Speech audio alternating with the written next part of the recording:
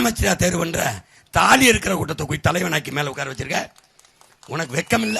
ஏய், நீ யோசிச்சு பாரு, உலகத்துல எந்த நாட்டில் கல் இல்ல? எந்த நாட்டில் கல் இல்ல? இந்தியாவில் எந்த மாநிலத்தில் கல் இல்ல? ஏன்டா ஓ மாநிலத்தை மட்டும் தடை இருக்கு? இந்த கேள்வி எழுந்துருச்சுன்னா நீ எனக்கு ஓட்டு கூட போனோம்னா நீ பொழைச்சிக்கிடுவேன். இந்த கேள்வி எழுத அவனுக்கு. ஏன் ஓ மாநிலத்தில் மட்டும்? ஆந்திரா, கேரளா, கர்நாடகா, புதுச்சேரி, பீகார், குஜராத், ராஜஸ்தான், மகாராஷ்டிரா எல்லா மாநிலத்திலும் கல் இருக்கும்போது ஓ மாநிலத்தில் மட்டும் கல் எப்படி மதுவாச்சு? ஏன் அதற்கு தடை? ஏன் நீங்க கேட்கல? எங்க அப்பா நல்லுசாமி கத்திக்கிட்டே இருக்கானடா. கல்லு உணவின் ஒரு பகுதிதான், கல்லு மது அல்ல, அரசியல் அமைப்பு சட்டமே தான்டா சொல்லுது.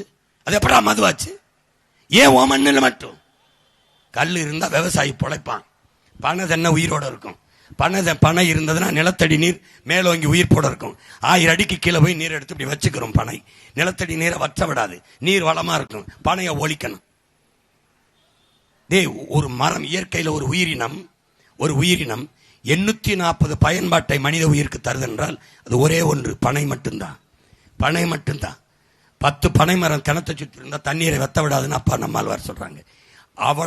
அவ்வளவு அருமையான ஒரு உயிர். அது மரம் இல்ல, பயிருன்னு தான் சொல்லுது. அது ஒரு புல்.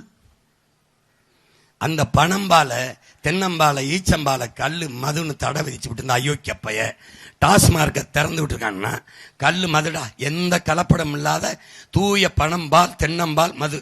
சரி, மது. அப்போ ஓன் டாஸ்மார்க்கில் விற்கிற பீரு, பிராண்டி, விஸ்கி, ரம்மு, சின்னு, ஒயின் இதெல்லாம் என்ன கோயிலில் கொடுக்குற புனித நீரா? தீர்த்தமாடா டேய், எல்லாரும் வாங்கி அப்படி குடிச்சுக்கிறோங்கோ. அப்படியா?